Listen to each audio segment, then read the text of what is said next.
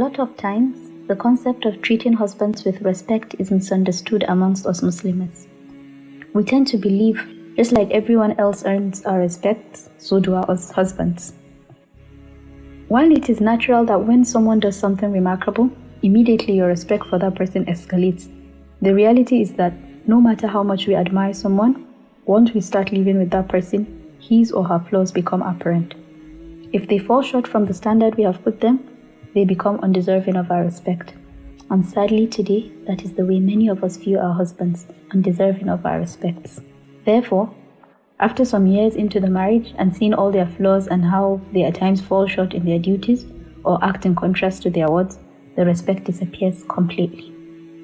However, treating the husband with respect is not because they have earned it, but because it is their God-given right and thus deserve it. Similar to the relationship between us and our parents, we respect them not because they are perfect and not full of flaws, but because Allah commands us to do so and because of their age. When Mu'adh came from Syria, he prostrated to the Prophet ﷺ, who said, "What is this, O Mu'adh?" He said, "I went to Syria and saw them prostrating to their archbishops and patriarchs, and I wanted to do that for you." He ﷺ said, "Do not do that. For if I were to command anyone to prostrate to anyone other than Allah, I would have commanded women to prostrate to their husbands. By the one in whose hand is the soul of Muhammad, no woman can fulfill her duty towards Allah until she fulfills her duty towards her husband. If he asks her for intimacy, even if she is on her camel saddle, she should not refuse." Subhanallah. He ﷺ didn't consider prostrating to our parents, but rather to our husbands. In another hadith, he even described them as our Jannah or Jahannam.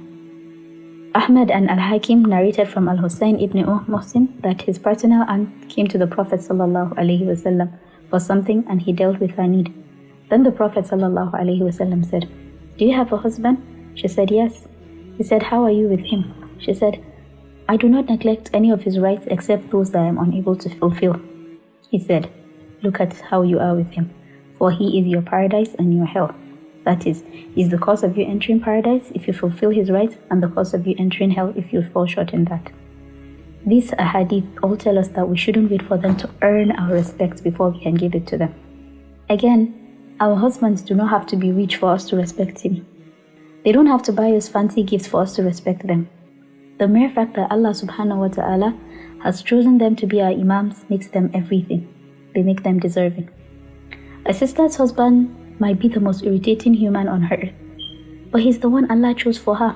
It is therefore upon her to make peace with that and accept it as a test. Allah subhanahu wa ta'ala has told us in the Quran, "And we have made you a test for each other. Will you be patient?" Lastly, think of how Allah subhanahu wa ta'ala loves the fasting person. He has told us in the Hadith Qudsi that every good deed of Adam's son is for him except fasting. It is for me, and I shall reward the fasting person for it. But despite that, the Prophet ﷺ told us that it is not permissible for a woman to fast voluntarily without her husband's permission. This is certainly deep. Now, putting all this into perspective, it is incumbent upon us to find ways to develop and maintain that respect for them. And some of these ways are: 1. By understanding the whole marriage itself is an ibadah, and we are giving them respect for Allah's sake. So even if they do not reciprocate or abuse their positions, it is Allah's pleasure we seek at the end, not theirs. Number 2, by keeping written reminders close by where we can see them daily. The more we are reminded, the easier it will be to develop it into a habit, because honestly, it's not easy. Number 3, writing out some ways they have made our lives better, even if it is just a few. Your husband is not Fir'aun, he's not the worst man. Respecting them becomes much easier when we appreciate them. Number 4, recalling the favors righteous women do for their husbands, so that when we recall ours, we understand that it's not really that much. Fatima radiallahu anha, we were told that she worked so hard preparing food for her family until her hands were visibly sore. Number 5, giving them the reins of the horse, that is, let them feel in charge. Always involve them in your affairs and that of the children. Don't ever make them feel small in their homes. Number 6, making them feel special by treating them as kings. Surely they are kings with all these ahadith we have just read. Let their cutlery, their utensils, and even seats be different from the rest of the household.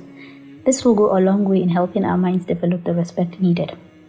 And then lastly, making dua. Making dua. All these are easier said than done, but when we ask Allah with sincerity, He will make it easy for us. Remember, the husband is your Jannah or your Jahannam. May Allah make us more submissive wives and understand and accept the maqam that our husbands have. Ameen.